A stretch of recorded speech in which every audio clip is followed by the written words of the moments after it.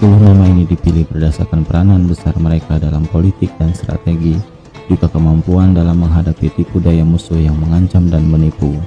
Bukan dari sisi prestasi dalam ilmu dan sastra, juga bukan dalam masalah hukum dan pengetahuan agama. Dan tentu saja 10 nama ini dipilih agar umat Islam tahu tentang pahlawan mereka. Dalam kurun 3 abad, nama-nama mereka dicatat sebagai tokoh besar dalam dunia militer Islam. Abu Ja'far al-Mansur, lelaki tangguh ini adalah seorang yang memegang peranan penting dalam sejarah berdirinya Daulah Abbasiyah. Dialah pencetus ide Daulah Abbasiyah. Dia juru taktik dan tokoh intelektual di belakang saudaranya Abu al-Abbas as-Saffah, Khalifah pertama Daulah Abbasiyah. Saat kekuasaan Daulah Umayyah telah masuk ke wilayah Andalusia hingga Asia Tengah, mulailah terjadi kegoncangan di Damaskus, ibu kota Daulah Umayyah.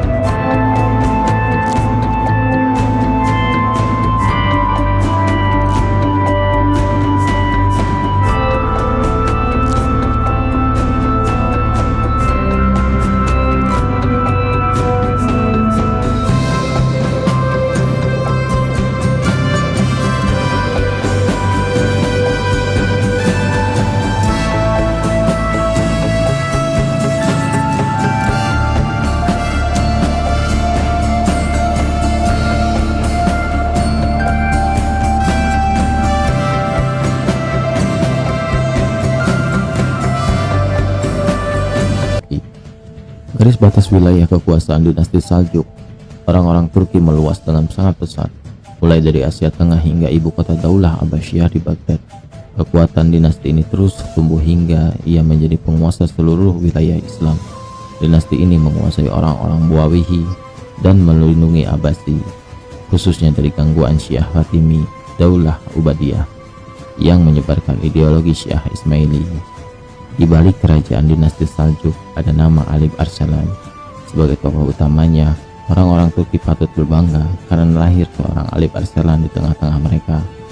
Alip Arslan pernah memukul mundur 200.000 pasukan Romawi hanya dengan 20.000 pasukan saja. Pasukan adidaya Romawi yang sudah berkuasa berabad-abad lamanya, pasukan yang kuat yang disangkanya tak terkalahkan itu takluk dengan pasukan yang jauh lebih sedikit jumlahnya. Sejak saat itu, pengaruh Romawi di Asia Kecil melemah hingga akhirnya ditaklukkan oleh Muhammad Al-Fatih. Nuruddin Zangki. Nuruddin Zangki, ia adalah pahlawan Islam yang berhasil mengusir tentara Salib dari tanah Suriah dan sebagian wilayah Palestina. Mungkin namanya tidak sepopuler daripada Salahuddin Al-Ayyubi, tapi dialah yang membuka jalan bagi Salahuddin untuk membebaskan Yerusalem. Setelah menggantikan ayahnya sebagai penguasa Aleppo, Nuruddin berusaha sekuat tenaga menyatukan wilayah-wilayah Syam. Ia membebaskan Damaskus, Baalbek, Edessa, Haran, dan Mosul. Setelah itu ia mengarahkan pasukannya menuju Palestina. Menghadapi pasukan Salib, ia juga menghadapi orang-orang Salib di Mesir, dan kemudian memasukkan wilayah-wilayah tersebut di bawah kekuasaannya. Sama seperti Alip Arslan, Nuruddin Zangki juga dikenal sebagai salah seorang yang soleh dan zuhud. Ia memberi perhatian yang besar terhadap perkembangan agama Islam. Saat wafat pada tahun 569 Hijriah, Nuruddin telah membangun banyak masjid, madrasah, rumah sakit, dan rumah para musafir. Salahuddin Al-Ayyubi.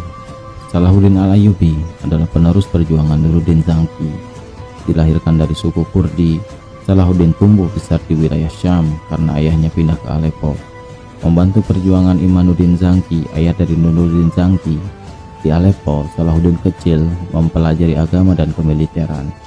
Kemudian ia bergabung dalam pasukan pamannya, Asaduddin Shirkuh, yang merupakan salah satu panglima pasukan Nuruddin Zangki. Di bawah bimbingan Nuruddin Zangki, karir Salahuddin terus melonjak, hingga ia diamanahi untuk memimpin Mesir setelah mengusir orang-orang Fatimiyah dari wilayah Sunni itu. Setelah Nuruddin wafat, Salahuddin menempati kekuasaannya. Ia pun jadi pemimpin Mesir dan Syam. Misi pembebasan Yerusalem pun dilanjutkan. Pada Perang Hattin tahun 583 Hijriah atau 1987 Masehi, Salahuddin berhasil mengalahkan pasukan Salib. Dalam waktu hanya 3 bulan, wilayah-wilayah yang dikuasai tentara Salib, termasuk Acre, Beirut, Sidon, Nablus, Jaffa, Askelon kembali ke tangan kaum muslimin. Kemudian Yerusalem setelah 88 tahun dikuasai oleh pasukan Salib. Saifuddin Qutuz. Salah satu prestasi terbesarnya adalah mengalahkan pasukan Mongol yang tak terkalahkan pada saat itu. Ketika Mongol sampai di wilayah Syam, mereka mengutus duta kepada Qutuz agar menyerah dan tunduk kepada Mongol, tunduk kepada orang Asia Tengah yang nomaden yang telah menjelma menjadi kekuatan dunia pada saat itu. Kekuatan besar yang telah mengalahkan negeri sebesar Tiongkok, kekuatan besar yang tak ada satupun negeri timur mampu membuat mereka mundur. Beberapa riwayat sejarah menyebutkan Qutuz membalas sikap Mongol yang menganggap remeh Daulah Mamluk ini dengan memenggal para utusan itu, kemudian memajang kepala mereka di depan gerbang Zuwauliyah, salah satu gerbang di kota kuno Kairo, Mesir. Hal ini menegaskan sikap Daulah Mamluk. Mereka menyambut genderang perang yang ditabuh Mongol terhadap negara-negara Islam. Peristiwa ini mengawali perang besar yang kita kenal dengan Perang Ain Jalut, perang paling bersejarah dalam perjalanan kota Kairo, perang yang atas izin Allah Subhanahu wa Ta'ala menyelamatkan peradaban Islam dari keganasan bangsa Mongol. Mengalahkan Mongol hanya dengan bermodal keberanian sama saja menyerahkan leher-leher kaum muslimin untuk disembelih. Tentu butuh strategi dan perhitungan yang jitu. Mongol telah mengalahkan Cina, bangsa yang kuat dan memiliki peradaban yang mapan, mengalahkan Abbasiyah yang telah berkuasa di tanah Arab berabad-abad. Oleh karena itu, pencapaian Qutuz dengan mengalahkan Mongol adalah sesuatu yang luar biasa. Selain itu, moral kaum muslimin pun kembali meninggi. Yusuf bin Syafin. Yusuf bin Syafin, sang singa muharab batin. Kecerdasannya tampak saat penguasa Murabitin di Maroko, Amir Abu Bakar menunjuknya sebagai penguasa wilayah Jilmasa. Kemudian Abu Bakar menyerahkan kekuasaan Daulah Murabitin kepadanya secara utuh. Dimulailah masa kemasan Murabitin hingga 40 tahun berikutnya. Yusuf mulai membangun kota Marrakesh, memperluas kekuasaan Murabitin hingga meliputi seluruh wilayah Maroko dan Aljazair. Kemudian menuju Andalusia, menyelamatkan kaum muslimin setelah jatuhnya kota Toledo ke tangan-tangan orang-orang Nasrani. Ia terus masuk ke Andalusia hingga berhasil mengalahkan Raja Alfonso dari kerajaan Kastilia pada tahun 479 Hijriah atau 1086 Masehi.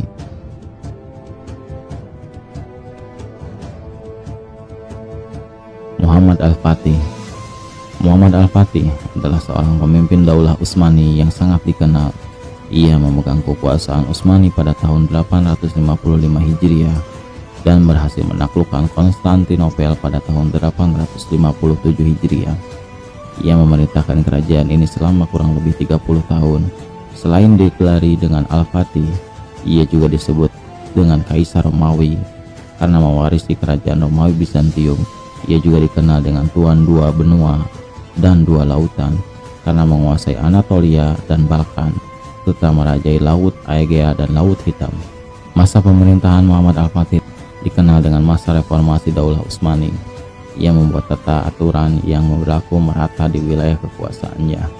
Keistimewaan pemerintahannya ditandai dengan penjagaan luar biasa terhadap masyarakat pedagang dan perkembangan diplomasi dengan wilayah-wilayah tetangga. Selain dikenal sebagai pembuka jalan masuknya Islam ke Eropa, Muhammad Al-Fatih juga dikenal sebagai seorang yang toleran.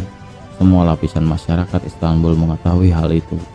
Ia sering berdiskusi dengan cendekiawan Italia dan Yunani di kota Balata, menunjukkan betapa terbukanya dia.